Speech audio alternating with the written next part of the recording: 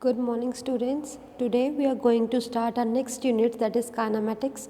So under this kinematic unit, there are 4 chapters. If you are following the Pradeep's book, all right. So let's start with the very first chapter, that is the uniform motion.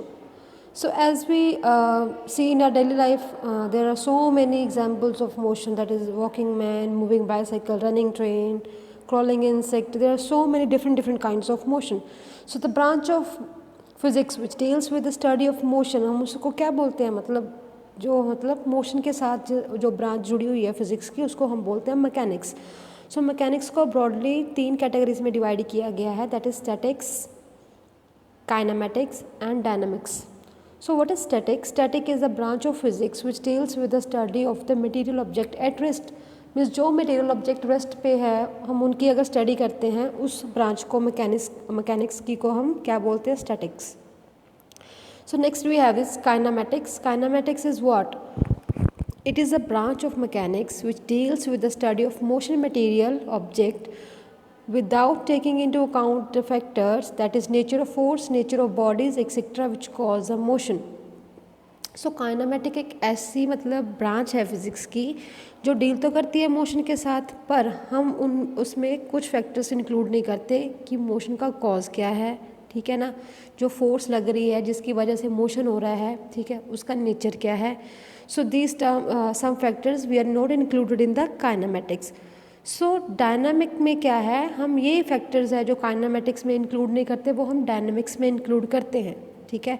ये भी क्या है, branch है physics mechanics की जो किसके साथ deal करती है, study of motion of object, ठीक है, that is taking into account the factor which cause a motion. इसमें क्या है, हम फैक्टर को इंक्लूड करते हैं जो मतलब मोशन का कॉज है, क्यों हो रहा है, ठीक है, motion.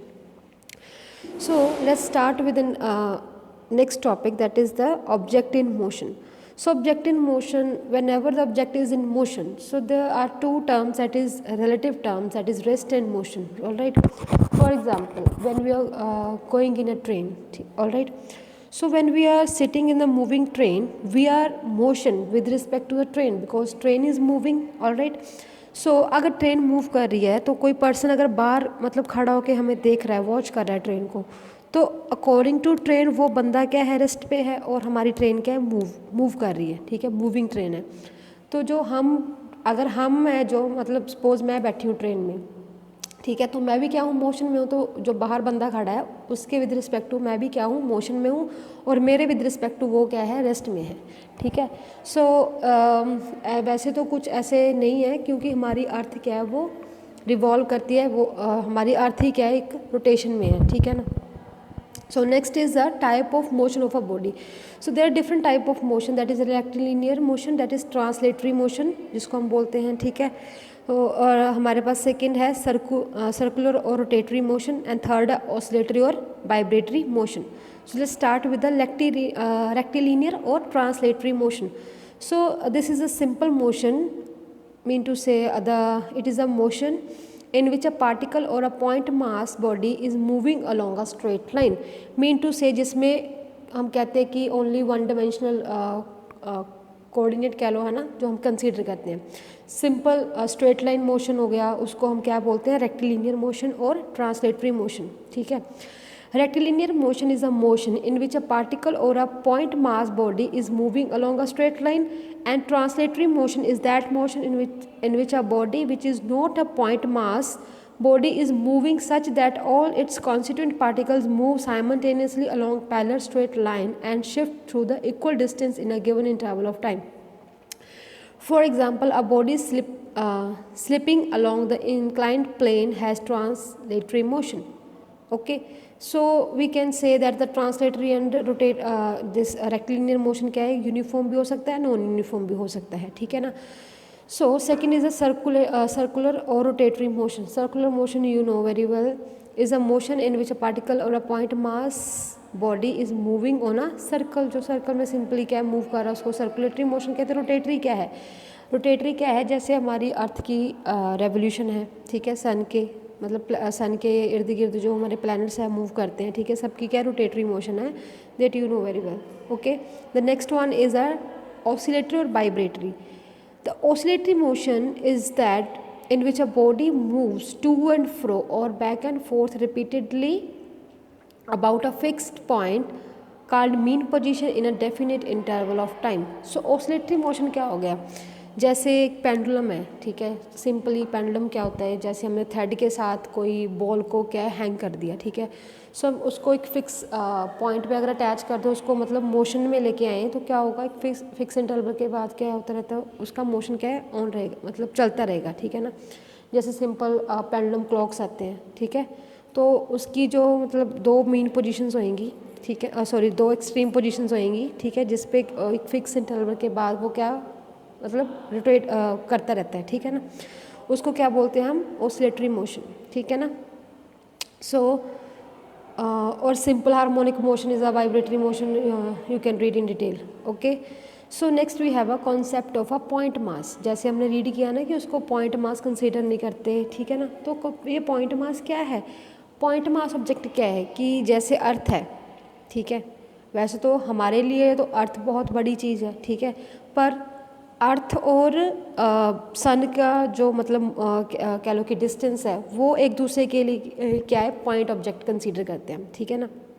So when object is in motion covers a very large distance as compare to its size और डिमेंशन, जैसे कि सपोज अर्थ है, अर्थ मतलब 24 आवर्स में क्या करता है, अपने मतलब एक चक्कर अपना वो क्या कहते हैं एक्सिस में घूमता है, ठीक है, तो एक रेवोल्यूशन वो एक साल में पूरा करता है। सो उसके साइज़ के अकॉर्डिंग जो जो रेवोल्यूशन पूरी करता है वो क्या है, बहुत ही छोटी है, ठीक है, तो हम अर्थ को उसके डिस्टेंस के अकॉर्डिंग क्या बोलते हैं, पॉइंट मास कंसीडर करते हैं, ओके।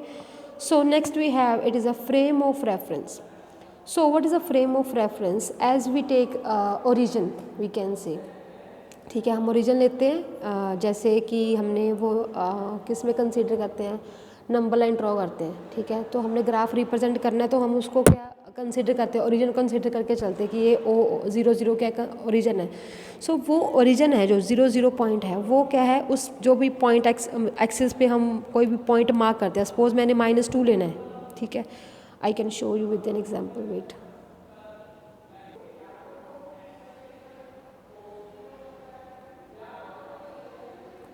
सी जैसे ये क्या है, हमारे पास ग्राफ है, ठीक है, सो इसमें क्या करते हैं, हम ओरिजिन लेते हैं ना, यहाँ पे 0 एक्सिस, ठीक है, इस तरफ हम एक्स एक्सिस कंसीडर करते हैं, that is positive x axis, ठीक है, इस तरफ क्या है, नेगेटिव एक्स एक्सिस। सो ये क्या है, सिमिलरली हमारी वाई एक्सिस है। तो हम क्या करते हैं, सपोज मैंने यहाँ पे एक पॉइंट मार्क करना है 1 2 सो मैंने यहाँ पे एक पॉइंट मार्क करना है एक्स एक्सिस पे, और यहाँ पे मैंने वाई पे मार्क करना है 2 पॉइंट, ठीक है, तो ये विद रिस्पेक्ट टू हम यहीं से लेंगे ना, अगर हमने पॉजिटिव करना है तो हमारा पॉइंट हम कहाँ से कंसीडर करते हैं, एक्सिस से, ठीक है, और अगर हमने नेगेटिव एक्सिस पे लेना सपोज तब भी हम क्या डिस्टेंस कंसीडर करेंगे, यहाँ से कंसीडर करेंगे। सपोज मैं कहूँगी ये 5 सेंटीमीटर है, ठीक है, 5 सेंटीमीटर मीन्स मतलब 1 पॉइंट इनमें मतलब डिस्टेंस है जो 5 सेंटीमीटर का है। सो दिस 5 सेंटीमीटर इज़, सो हम इसको कैसे कहाँ से मेज़र करेंगे, एक्सिस से, ओरिजिन से ही मेज़र करेंगे ना। सो ये जो ओरिजिन है इसको हम बोलते हैं फ्रेम ऑफ रेफरेंस, मतलब किसी चीज़ को कंसीडर करके हम उसको उसकी फाइंड करते हैं, ठीक है ना।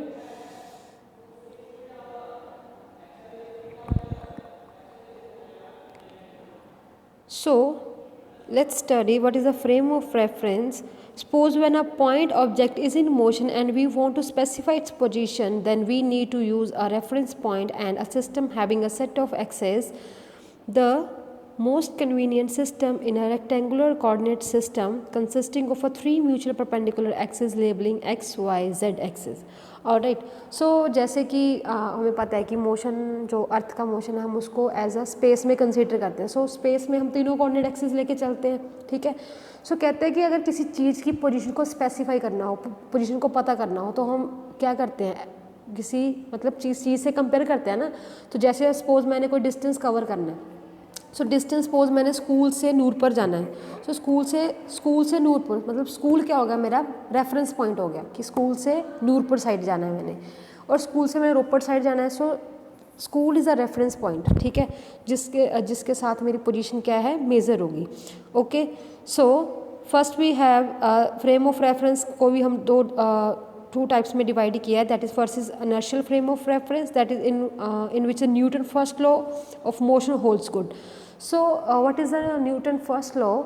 न्यूटन का फर्स्ट लॉ क्या कहता है, अगर बॉडी रेस्ट पे है तो रेस्ट पे रहेगी, अगर मोशन में हम तो मोशन में रहेगी, अनटिल अनलेस हम उस पर कोई क्या एक्सटर्नल फोर्स अप्लाई ना करें, ठीक है। तो इनर्शियल फ्रेम ऑफ रेफरेंस है जो कहते हैं, जो उसको वो कौन सा लॉ है जिसपे क्या है, जो न्यूटन्स का फर्स्ट लॉ है वो होल्ड गुड होता हो। For example, a frame of reference attach to a person in a bus at rest or moving with the uniform velocity along a straight path, ठीक है। तो एक तो ये हो गया। सेकेंड है non inertial frame of reference. So what is the non inertial frame of reference, जिसमें क्या हो, न्यूटन का फर्स्ट लॉ ओबे नहीं करता हो। For example, a frame of reference attached to a person in a bus moving with a variable velocity. So हमें पता है अगर कॉन्स्टेंटली वो जा रही है, ठीक है, मीन्स अगर सपोज बॉडी है जो वो यूनिफॉर्म मोशन में और कॉन्स्टेंटली वो जा रही है, अगर वो कॉन्स्टेंटली जा रही है, मूव कर रही है, मीन टू से वो क्या है, यूनिफॉर्म मोशन में, उसमें क्या होगा, अगर कोई हम एक्सटर्नल फोर्स नहीं लगाएंगे तब तक वो क्या है, मोशन में ही रहेगी, ठीक है। तो मीन्स ये हो गया इनर्शियल फ्रेम ऑफ रेफरेंस की, इसमें न्यूटन का फर्स्ट लॉ ओबे हो रहा है। और जो हमारे पास वेरिएबल स्पीड के साथ हम जाते हैं, ठीक है, सपोज हम कार में जा रहे हैं, ठीक है, कार में क्या करते हैं हम, कहीं पे रोड ख़राब होगी तो हमारी कार स्लो हो जाती है, करते हैं हम, ठीक है, तो ब्रेक अप्लाई करते हैं, ऐसे वो क्या हो गया हमारा, मतलब नॉन यूनिफॉर्म मोशन हो गया। सो उसमें क्या है जे न्यूटन्स का फर्स्ट लॉ क्या है, होल्ड गुड नहीं होता। For example, a frame of reference attach to a person in a moving bus with variable velocity and moving with acceleration along a straight line. Acceleration क्या means वो changing velocity के साथ मतलब move कर रहा है, ठीक है। So next we have motion in 1, 2 and 3 dimension. So basically we no, जब हम ओनली वन एक्सिस ही कंसीडर करते हैं, मीन्स हमें सिर्फ ज़रूरत किसकी हो, वन एक्सिस की ज़रूरत हो, तो उस मोशन को हम क्या बोलते हैं, वन डायमेंशनल मोशन। सो उसमें क्या आ जाता है, जैसे suppose we are going in a straight line, okay, so straight line है, ट्रेन मूव कर रही है लॉन्ग अ ट्रैक, वो भी क्या स्ट्रेट लाइन मोशन है। सो उसमें हम ओनली वन मतलब कोऑर्डिनेट एक्सिस ही कंसीडर करते हैं, सपोज एक्स एक्सिस ले लिया, ठीक है ना।